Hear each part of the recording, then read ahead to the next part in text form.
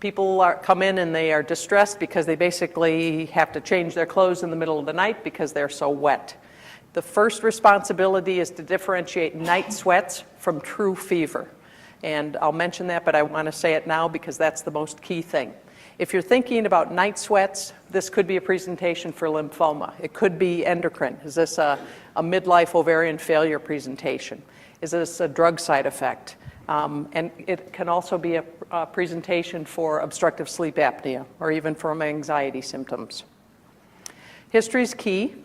Exclude fever. So what I mean by that, when you get this story, after you tend to that visit, you ask the patient to have a thermometer at bedside, and when they wake in the night with that episode of wet bedclothes, they check their temp.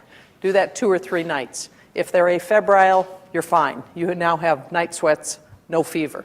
If they have fever, you now have fever of unknown origin, and that leads you down a different diagnostic way.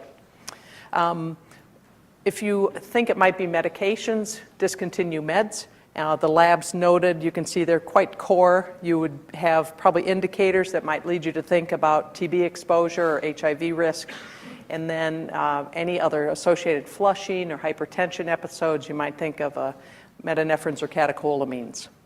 And if you come up empty, you might have idiopathic hyperhidrosis, which means you've done your best, you don't think they have anything dangerous, and